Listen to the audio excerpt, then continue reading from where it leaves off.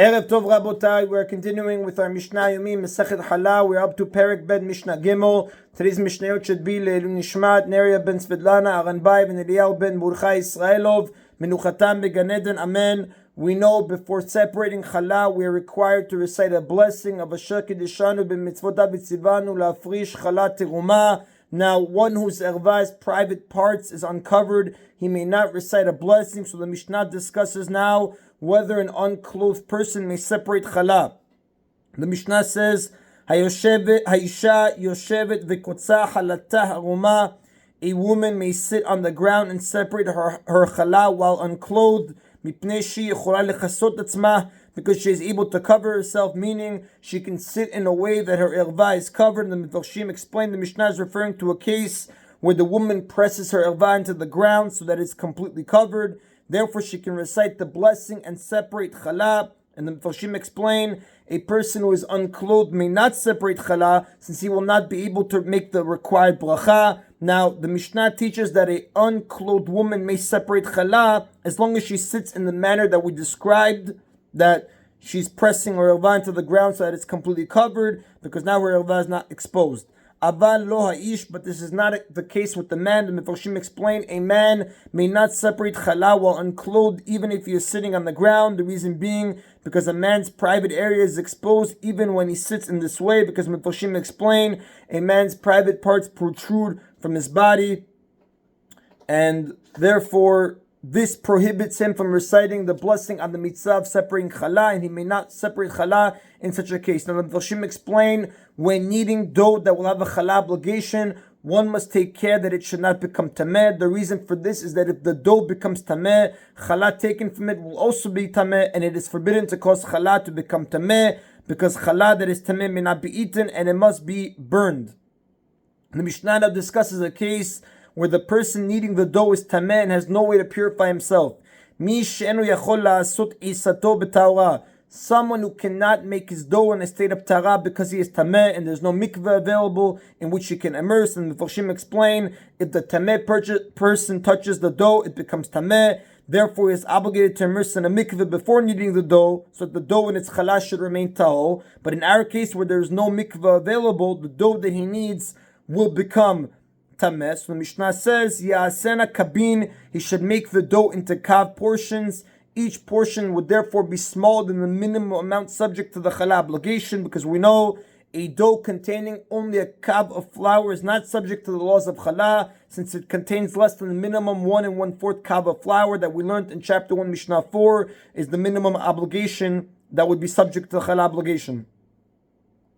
Therefore, the Mishnah says, Ya'asena kabin vali ya'asena betuma. He should make the dough in kav portions. He may not make the dough in a state of tuma, meaning he may not need a dough that's large enough to be subject to the challah obligation and separate challah from it. The reason being, because that dough will become tameh, and as a result, he will be obligated to separate challah even though he will make it tameh. Now, since it is forbidden to cause challah to become tameh, he must avoid the challah obligation entirely by making the dough into smaller portions. And the Mefarshim explain, normally one may not divide dough into smaller parts in order to exempt himself from taking challah, but in this case it is permitted to do so in order to avoid the prohibition of causing challah to become tameh.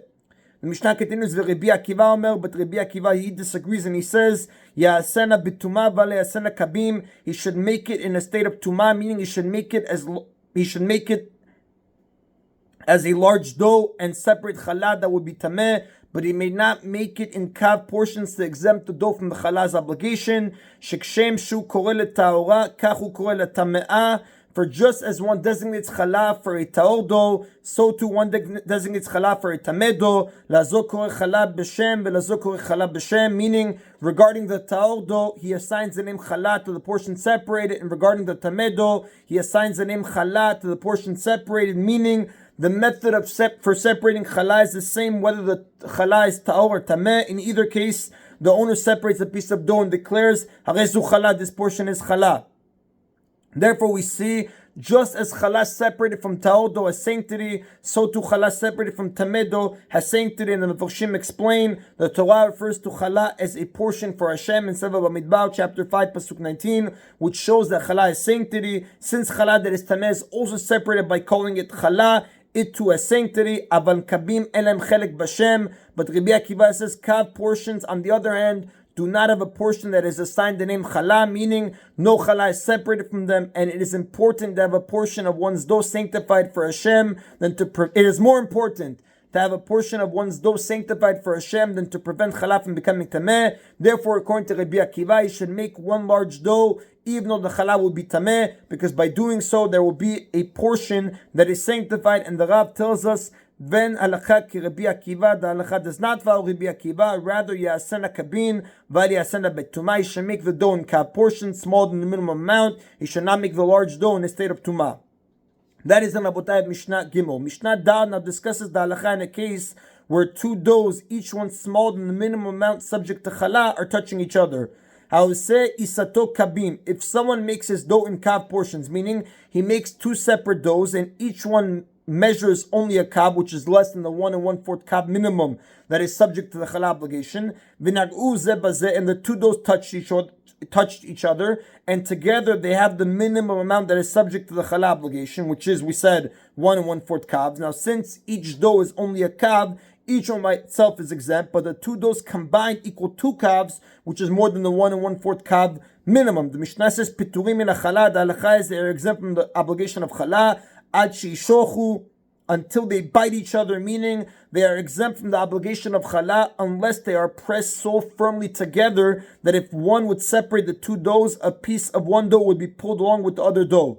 Doughs that are merely touching each other, however, do not combine to form one dough. Since each dough by itself is exempt from Challah, the dough remains exempt from Challah. The Mishnah continues now, it's going to bring the opinion of a Tana who adds another way that the two doughs can combine to create a Challah obligation. Rabbi Eliezer says, Af harodeh v'noten lasal. Also, if one bakes the two kav-sized doughs and removes them from the oven and then places the finished breads in a basket, or if one places the two doughs into one basket before they're baked, hasal mitzalfan lechallah, the basket combines them to be subject to the requirement of challah, because since both breads together contain the amount necessary to be obligated in challah, they are subject to Challah, and the Mefarshim explain, even though they're not biting each other, the fact that they are in one basket, according to Rabbi Eliezer, combines them. He learns this halakha from the Pasuk. However, the Mefarshim say, even according to Rabbi Eliezer, the breads must at least be touching each other. If not, the basket will not combine them. The Tana Kama, however, disagrees, and he holds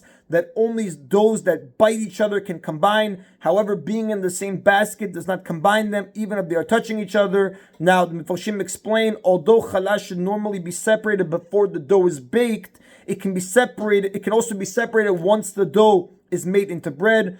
Maran speaks about this in Shulchan Aruch, Chelek Orach Chaim, Siman 457, Halakha 1 with the Magen Avraham and Sivkat and Bet. Also see the Rambam in Ilchot Bikurim, chapter 6, Halakha 16. And the Rav does tell us, V'halakha ki Rabbi Eliezer, the halakha does follow Rabbi Eliezer. And the Rav continues to discuss other nafkaminas between the machloket or the discussion of the Tana Kama and Rabbi Eliezer. That's the end, Rabotai, of today's Mishna Yomi. Baruch Adonai Leolam. Amen v'amen.